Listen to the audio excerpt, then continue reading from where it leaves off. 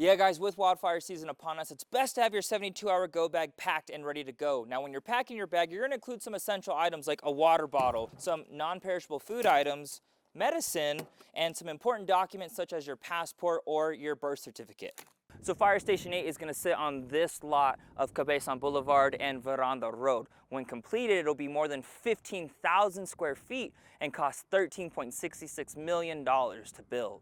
Yeah, guys, we are on this bridge crossing over I-40 right now, but I want to go ahead and show you this car that has caused all this commotion this morning. You can see this car was set on fire internally, externally. We don't know the details right now, but it caused a lot of commotion this morning. You can see melted tires. Looks like a complete total loss to me right now, but I want to direct you to the other side of the bridge where you can see this traffic backup. So it looks like all lanes going eastbound on I-40. We're at a complete standstill when we first arrived on scene, but right now officers are doing their due diligence to get this car out of the way and get traffic back up and running. Now, right now it's unclear to us as to what started the fire, but we will let you know with more details coming up later today. You can check out the KOAT website and our app for more details when we have them. Now, here on Shenandoah Avenue in the South Valley, you would never know that there was a surprise pop-up concert here that hosted well over 1,000 people less than 24 hours ago. Almost all remnants of trash have been picked up already, and the property owners tell us that most concert goers were respectful. Trucks are making up to 6 deliveries a day to refill this tank right here, which holds up to about 218,000 gallons of water. Now, while these drop-offs are providing some temporary relief for the area, they know it's not a permanent solution, and officials do tell me, though, that they do not plan to implement any heavy water restrictions on the town anytime soon.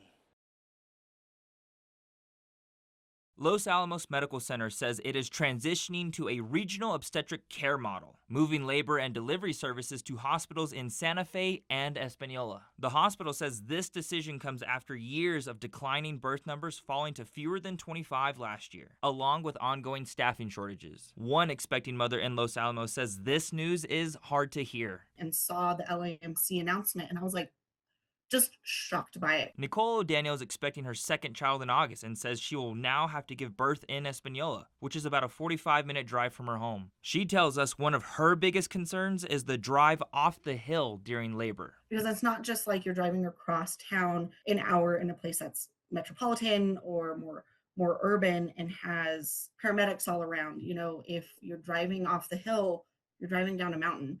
And if there's heightened stress, you just never know what will happen in that situation. The hospital says prenatal and postpartum care will remain in Los Alamos. And according to LAMC, its emergency department will maintain obstetric and newborn supplies, follow established clinical protocols, and provide ongoing staff education and training. Los Alamos Medical Center sending us this statement to reassure residents, saying in part, emergency care is built on readiness, teamwork, and trust. Our commitment to this community is straightforward. When pregnant or postpartum patients come to our emergency department, they will be promptly evaluated, stabilized, supported, and connected to the care they need, today and into the future. Daniel Espinoza, KOAT, Action 7 News. Aaron Mark Bradley, a Navajo elder, a community pastor. He's a really social person. He likes to visit with people. And a devoted grandfather. And he liked gardening and then also spending time with his grandchildren. Just a few of the many qualities his family says makes him so special. He vanished on September 6, 2025, last seen at the Shantou Marketplace. He did disappear under what we call suspicious circumstances. At his home, the family found a broken window, the front door left open, and his hearing aids and medication still inside. Items they say he would never leave behind. One discovery leaving them with more questions. We also found some items in his home that lead us to believe that he was injured.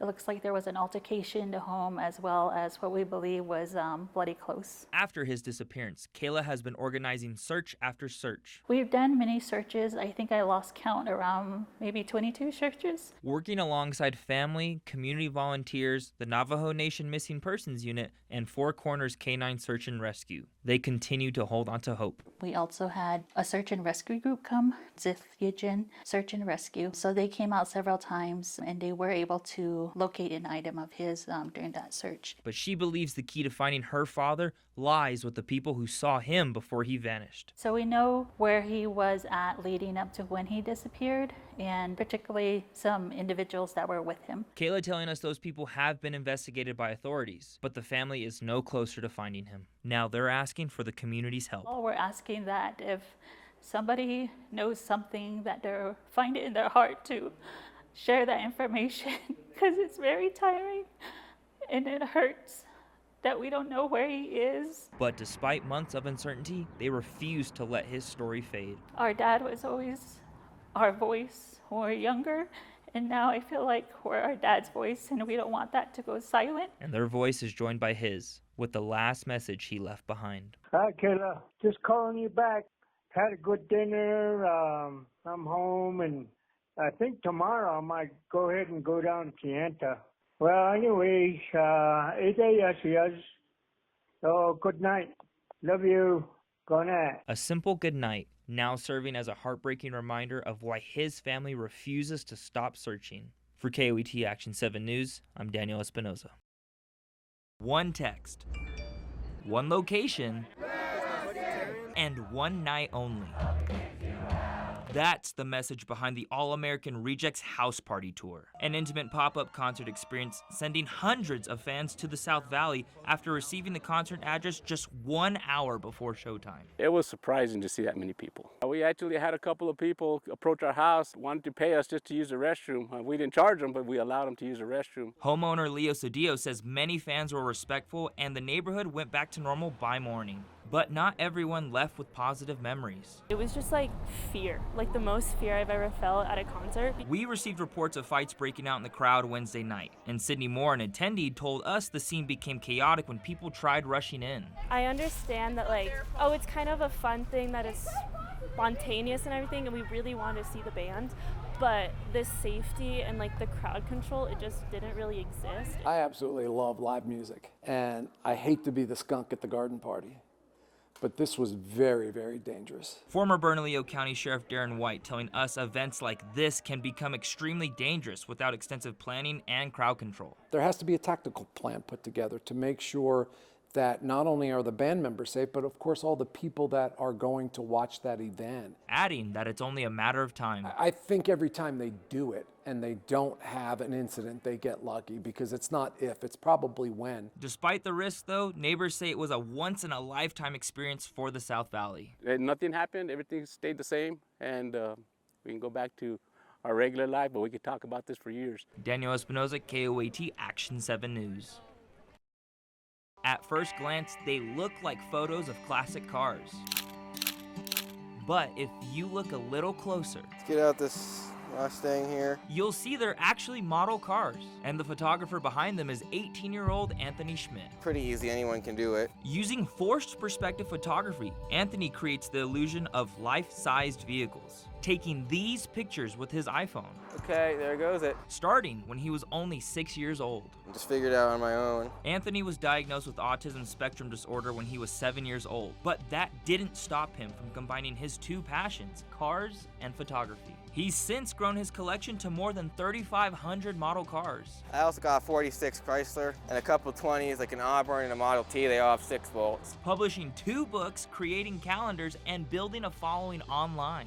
Now, his biggest project yet. It looks good with this Monterey Motel built in 1946. To celebrate the centennial year, Anthony is traveling Route 66 with his mom, behind the wheel of a 1957 Ford Custom. It's got 270 AC, 2 windows down at 70 miles an hour. Photographing his model cars at iconic spots along the way. I always wanted to do it. We're gonna stop at all the historic land yachts. From Oklahoma's Sand Hill Curiosity Shop to California's Wigwam Motel, he's documenting the journey one photo at a time. Really good ones. There's a couple that I missed. The Blue Swallow was probably our best. And we caught up with him in Albuquerque at the Monterey Motel during his shoot. How about the brand new Fleet line? Let's do it. Walking us through his process. Well, we're gonna move it back a little bit. Open the door. To move the car back here. Now it may look simple, but every angle, shadow, and detail has to be just right. Here's how the shot came out. Anthony's story is more than just taking pictures. He's shifting perspective not just on model cars, but also how people see autism, inspiring others to see possibility where they may have once seen limitations. Always chase your dreams. If you want to do it, do it. Don't wait. Life is too short to hesitate and not do things. Seeing the world through his eyes, his lens, and his perspective. Daniel Espinoza, KOAT Action 7 News.